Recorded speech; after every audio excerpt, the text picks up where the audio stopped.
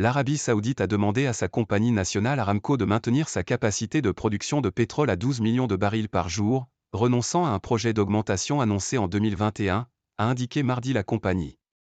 Aramco est le fleuron de l'économie du plus grand exportateur de brut au monde, qui mise sur ses recettes pour financer le vaste programme de réforme du prince héritier Mohammed Ben Salman, visant à préparer le royaume du Golfe à l'après-pétrole.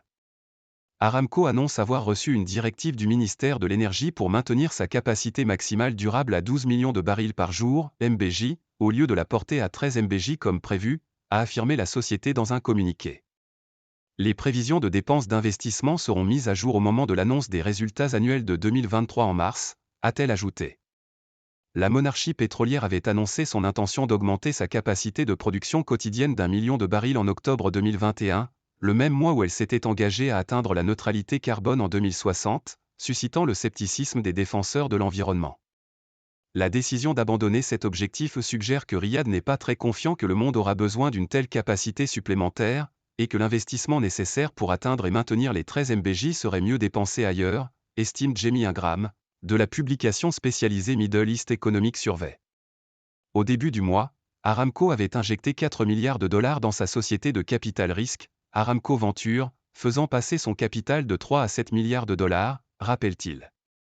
La compagnie vise la neutralité de ses opérations en 2050, sans compter les émissions produites par le pétrole exporté et brûlé par ses clients. Accord sur le climat.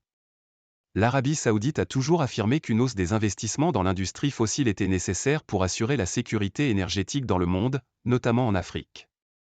Durant la COP28, la conférence mondiale pour le climat qui s'est tenue en décembre à Dubaï, le Royaume avait été l'un des principaux opposants à la mention dans le texte final d'une réduction ou une élimination des combustibles fossiles, causant le réchauffement de la planète.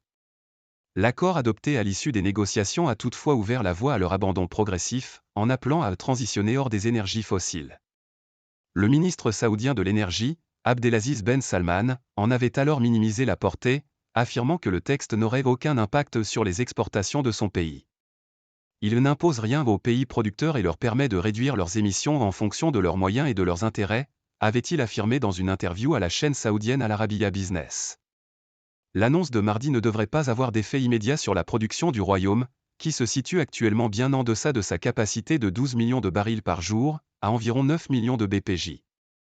Depuis octobre 2022, l'Arabie a contracté sa production d'environ 2 millions de barils par jour pour soutenir les cours. Ces coupes volontaires, et le repli des cours, ont fait chuter les bénéfices d'Aramco de 23% au troisième trimestre 2023, à 32,58 milliards de dollars, contre 42,43 milliards de dollars à la même période de l'année précédente. En 2022, la reprise économique post-pandémie et l'envolée des prix dans le sillage de l'invasion russe de l'Ukraine avaient propulsé ses profits à un niveau record de 161,1 milliards de dollars.